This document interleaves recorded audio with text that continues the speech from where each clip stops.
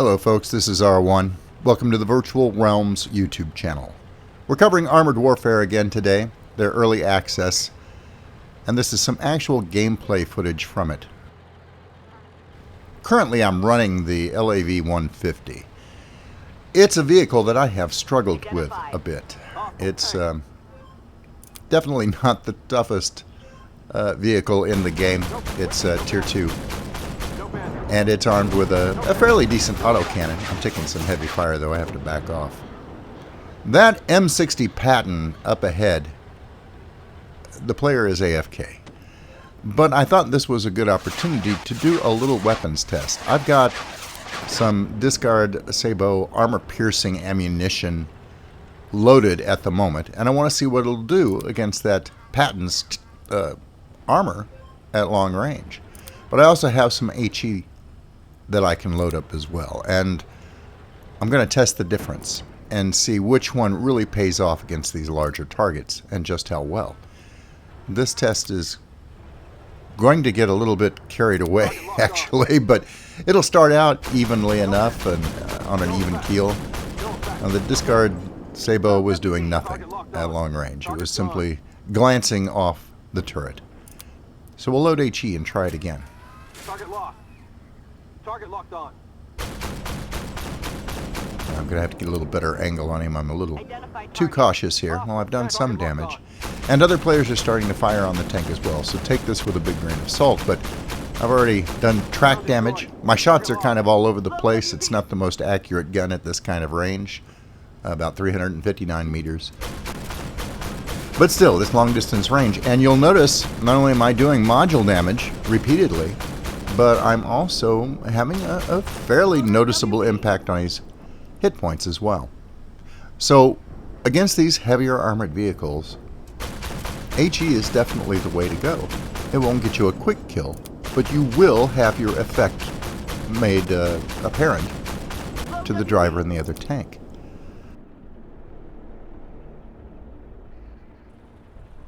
Well, now I've got a problem. I've got another Patton, and this guy's not AFK. I've still got HE loaded, which is good, and I start doing some damage to him. This is bad. I've got teammates in the area, but I don't know if they're going to get to me in time. I'm just trying to stay alive. I don't know why he came over the top at me like that, but alright. Now he's trying to knock me over, which isn't going to work too well. I'm able to have enough forward momentum to get out of his way. Now I'm stuck. He almost pins me, but my rear end goes up over the rock and I'm able to jet down off of it. And I'm about to kill this M60 when my teammate in the T-62 comes in to save my bacon. But some people would say that was kill stealing. I don't. He came in to do me a favor, and I do appreciate that. That's the other problem with the autocannons.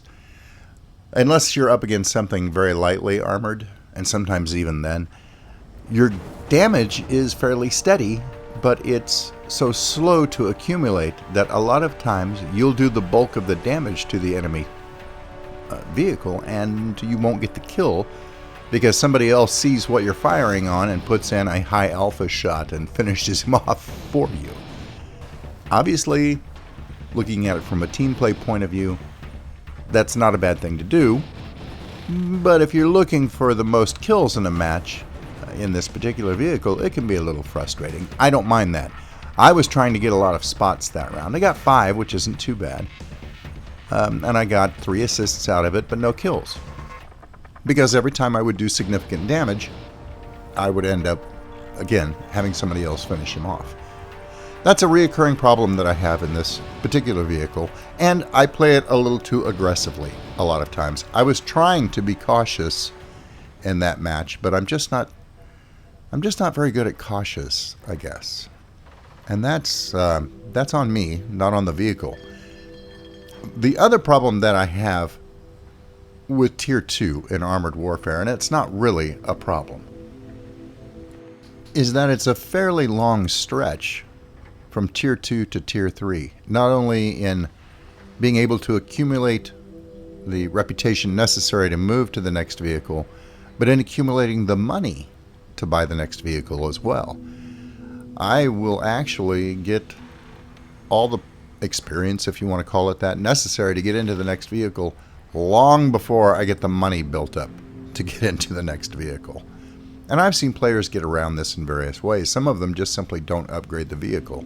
And maybe that's the way to go. They save their money, they conserve their money, and while they're not as effective per match, they have accumulated enough money to actually get into that next vehicle a little sooner in the long run, rather than playing a lot of matches fully maxed out, but still having to, and fully vetted on experience points for the next vehicle, but they just simply don't have the money to buy the next vehicle. The next one up is $20,000, and that's going to take a little while for me to gain that kind of cash, that kind of capital to work with to get into the M60 patent myself.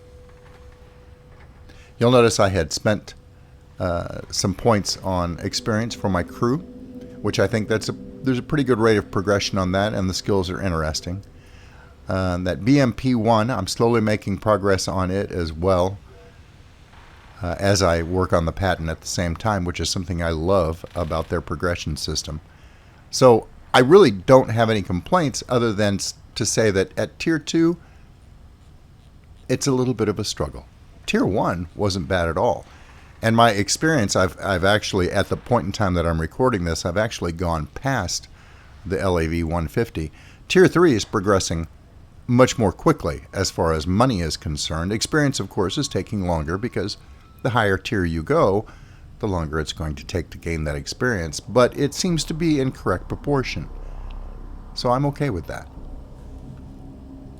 Tier 2, on the other hand, may need a little tweaking. Now, I'm playing Sophie's vehicles this time around. I haven't gotten into any of Siskin's yet in the early access testing. And Tier 2 for Siskin, I believe, is the Scorpion, and that may actually go a little bit quicker. We'll have to see. Maybe it's just a problem with the LAV 150. Now this match, we'll show the full match from start to finish. This match is on the River Point map, the new map in-game. And it starts out in a fairly spectacular fashion. And I had made up my mind by the time this match came around that I was going to go into town and look at that crash site. I wanted to see just exactly what kind of a mess that airplane made of the town when it came down.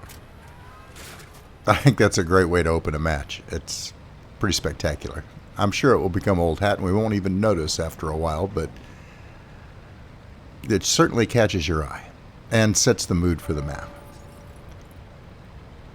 The LAV 150 is a wheeled vehicle, so it's a little tricky to drive in comparison to a tank. You'd think it would be the other way around, but you have to be moving forward to actually be able to turn, and when you do turn with these big oversized wheels, sometimes it can be a little, I don't know how you would phrase it, sweeping. It's easy to oversteer. So you do have to be a little bit careful. There's the downed aircraft.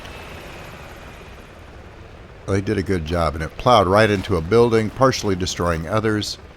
You can see wreckage all around. This poor building that got hit is just blown to pieces. And the aircraft itself, of course, is completely destroyed. It certainly sets the scene for a battle in progress in what was otherwise a peaceful civilian town. That engine's bigger than my whole vehicle. Alright, I've been spotted, so I'm trying to stay behind cover as well as I can. I'm wanting to move forward and get a lot of good spots on vehicles. Try and do my part for the team. I got a lot of experience points doing nothing more than spotting. Here's the nose of the aircraft and the main wing and cockpit section. And that has served pretty well. I'm going to have to watch it and get out of the way here. That guy would kill me in 1 or 2 shots. But at least now the team knows exactly where he is. My problem is I'm being pretty hard pressed up here in the town, and while there is some support around the edges, I'm really the only one that's slowing things down as far as the enemy team is concerned from pushing up into the center of the town. It's kind of the strategic point on this map. If you hold the town, you have an excellent vantage point and excellent cover to fire on the almost the entire rest of the map. So keeping the heavy tanks out of here, well, and the armored fighting vehicles as well, so they can't spot you. Keeping the enemy team out of the town, to keep them from controlling the town, is pretty key to winning this map. And like I said, I'm the only one here in the center. There's a Scorpion who's mixing it up with me. I drive him back. There's another Scorpion right over there. I've got to get out of the center of this square. This is going to get real ugly real quick. And I don't have a huge amount of cover here. I'm going to have to use what I have wisely. He takes a shot and fortunately hits something else other than me. But there's another Scorpion coming around in front of me. Let's see if I can get a sneaky shot in here. Oh, he sees me too. I take a hit, but I do a fair amount of damage to him in return. I'm just trying to keep him tied up until my team can come and hopefully reinforce this position. And I see some are advancing on this area. That Scorpion in front of me, I don't have really anywhere to go. I drive him back, but I'm starting to get torn up. And I can't really back up very far because this guy's over here. Fortunately, he misses. The guy in front of me misses. I do more damage to the guy to the right. I'm going to have to get out of that guy's line of fire, which puts me in the other fellow's line of fire. But my teammates have finally swung around on the right and taken him out. I've got a teammate coming around on the left, also taking out the guy that was shooting on me at the front. Thank you, guys. I was getting awfully tight up there. Okay, we've held the town. We've held this position for right now. And we have a slight lead, but it's still pretty darn close. I'm going to push forward and see if I can do any more good for my team other than spotting. There's an M113. I chew him up pretty good, but then I lose him. I've got a new mouse and I'm trying to get used to my button arrangement on this, and I clicked the wrong button at that point and lost my view on him, and he gets finished off by someone else. I run into that all the time. Alright, there's a T-62, but I'm taking fire from the right. I've stuck my nose out, and there are some spots here, and I'm still under fire from the left. And I'm still under fire from somebody on that ridge line over there that I can't see. Now, they may have trained their commander up to get a bonus in spotting range, because I didn't have any vision on that guy at all. I'm going to have to go see if I can get eyes on him, because he tore me up pretty good from the left. I get over there. There's a LAV 150 over there. There's one over there in front of me. And come on out. Poke your nose out. Nah, he's dead before I can get to him. Alright. That's fair. Now let's see if we can get some flanking shots on anything up here on the ridge line. There's a road over there that is a little bit below. There we go. Here we go. Good damage there, and somebody else finishes them off before I can again. The problem of not having a high alpha gun. But as I said, there's a ridge between the road and myself that offers fairly decent cover over there. I can spot them, but I have a little trouble getting good shots on them. Now, what I'm trying to decide right now is how to progress forward, because again, me, too aggressive. I should stay here and do sneaky spotting, but I'm going to try and move forward. And I don't think I can get around that drain pipe without falling into that drainage ditch there and damaging my vehicle. So I poke my nose out here. And that LAV 150 that was down on the road is coming directly for me. And I am very low on health. So this is not going to end well. I'm going to try and discourage him, but put good shots into him. I'll chew him up, but even angling my armor, I just wasn't able to survive. And he deserved that kill. But now it's down to 2 LAV 150s. So, I guess it'll be interesting to see what happens. We've got a T-62 and this fella here that stuck his nose out at the wrong point in time. Got aced. So, now it's a T-62 versus now one LAV 150. He was able to take one of them out. Now he's right over here by their base. He knows he can take that LAV 150 without too much difficulty.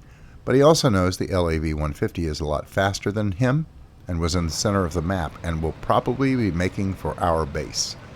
And if he gets to that base first and starts capping, he has bonuses to how fast he can cap our base. So the T-62 would end up losing the match, even though he has the clearly combat superior vehicle. He immediately points his nose back to the center of town so that he can find a good vantage point to fire on our own base. He knows that the LAV-150 driver knows that's the only way that he has a chance of winning this match, is to cap us out. So he makes the smart choice. He ignores the enemy base, heads to the center of town, which is the most expedient, is that a word? Expedient. Most expedient route to fire on our own base. And, yep, the capping is in process. You know, I constantly learn new things about these maps in Armored Warfare. It's the little details that make these maps enjoyable for me. Little details like this. Yes, the trucks are destroyable, but so are portions of some of the larger buildings as well. I had no idea I could have just driven through that. That would have been very helpful to know. I don't know if my LAV-150 could do it. I think I might be able to, but I'm going to have to try that out. And there he is, capping our base. T-62 took him out. Good job. Tank 1983. Well played. Smartly played. Alright, that's all I've got for you this time around. And I hope you enjoyed a glimpse of the gameplay available in Armored Warfare's Early Access. I'll be providing a few more videos before this first phase of testing is done. The first phase lasts, I believe, for 1 week. I don't know how long it's going to be down after that, probably a few days, and then we'll have another round. My concern is, I have a feeling they might do a wipe between each segment of the testing, and if they do that, we'll have to start all over again. Now, some of the guys have really been pouring the time and effort into this and have gotten up, tier 4 or 5 and even possibly tier 6 vehicles. They're much better than I am, I freely admit. But if they do a wipe every time they bring the servers back down for a few days, we're all going to be back in tier 1 tanks again. So bear with us if that happens. That will slowly change over time. The test server will stay up longer for a longer period of days, and hopefully they won't do quite as many wipes as the test goes on. We'll keep you posted on that. Thanks for watching, and until I see you again, good hunting. Thanks for watching. I hope you were entertained. If you liked the video, please remember to subscribe. And if you're already a subscriber, thank you. And I'll see you next time.